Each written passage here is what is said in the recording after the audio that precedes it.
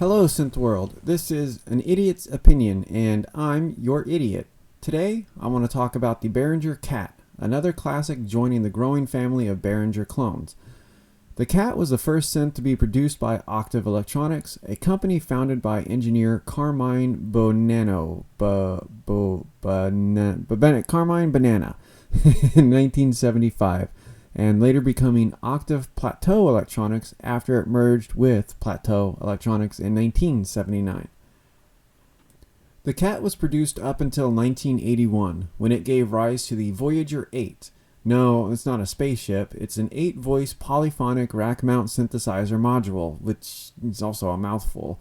It was later renamed to the Voyager 8. But we're not here to talk about that, we're here to talk about the Cat. The Cat has twin oscillators with a total of 7 waveforms that can be mixed and cross-modulated with each other for some super thick patches. It sports a fully resonant 24 dB octave filter as well as an ADSR and LFO that can be routed to a good number of destinations.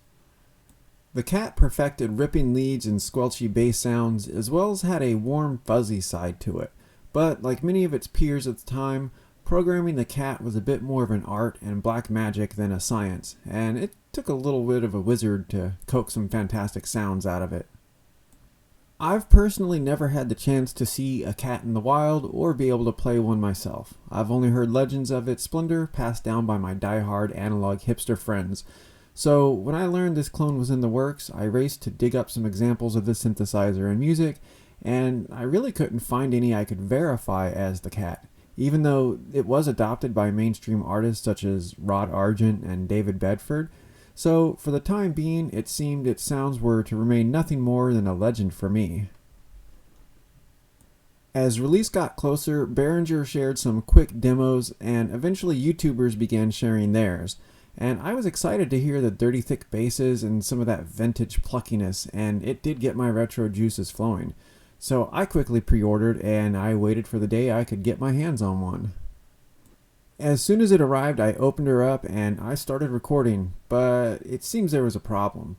No audio was coming through, so oh no, did I get a dead unit? Is this the build quality everyone expects from a Behringer product? So I began frantically twisting knobs, flicking switches, checking my audio cables, my headphones, nothing. Oh, wait a second. I plugged my MIDI cable to the in port instead of the out by accident. So I did say this was an idiot's guide. Now that I had sound, it was time to explore this sexy Cat, and manuals be damned. I started to play with the knobs, the sliders, and the little red bobbers on the tips of the sliders, flicking switches and seeing what everything was. And everything I did sounded like crap. After 45 minutes of tweaking knobs and sliding sliders, I began to get a sinking feeling that I lacked that magic touch to get her to purr. I tried all combinations of waveforms, modulation, and envelope, and the best I could get were blips and bleeps and basses that sounded more like electrical farts than a tearing analog warmth.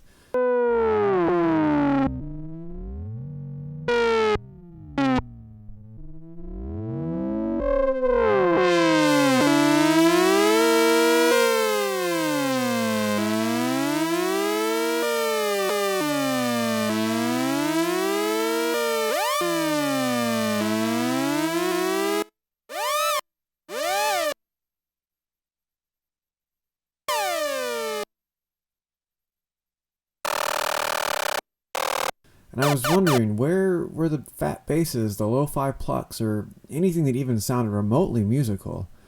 At one point, I decided to add some delay to the mix, hoping that would help me out. And let me tell you, it did not.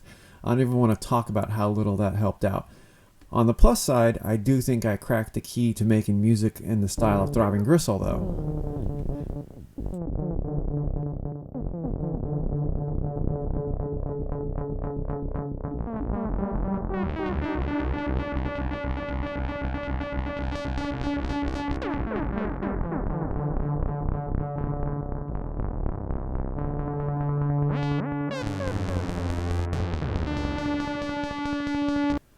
My first hour of play left a lot to be desired. I did feel a bit discouraged, and I called it a night. I did enjoy exploring the relation of parts and how different parameters affect one another, but the results were just not satisfying. And in no way am I putting this on the synth. It is all me. I understand that programming them is more of an art, and it requires one to get intimately acquainted with the machine and all of its parts. It's not something most people will just plop down and start pumping out patches for, at least us normies and idiots. Some people do really seem to vibe with this format, and they excel at bringing out the beast from this tiny kitten. The next day, I searched high and low for a manual, a tutorial, or anything to get me going in the right direction, and I really found nothing. For whatever reason, the cat doesn't come with even a quick start guide, and the Behringer support section as of now has no documentation of any kind. So what was a boy to do? I guess just play with it, right? So I got back at it, spending another couple hours taking the time to really explore each part, slowly increasing a parameter and listening to how it affected the others. Eventually, I did get the feel for the machine, and I figured out how it all flows together. And I did start getting some nice sounding patches. I got some thick basses with a bit of a dirty flavor, some tight plucks with some dirty flavor, and some futuristic robot stuff, with that dirty flavor. And that's when I began to notice that no matter the sound I was making, it had a certain characteristic to it. It was a bit rough, it was warm, and it was thick. It had a certain grunge to it. It did feel retro, and it did feel vintage. It has that vibe that would suit any lo-fi enthusiast, synthwave nerd, or even psychedelic hippie jam band. It has that sensation that it is right out of the 70s. I'll say that much for it. Okay, so this is a Behringer, so let's talk about build quality.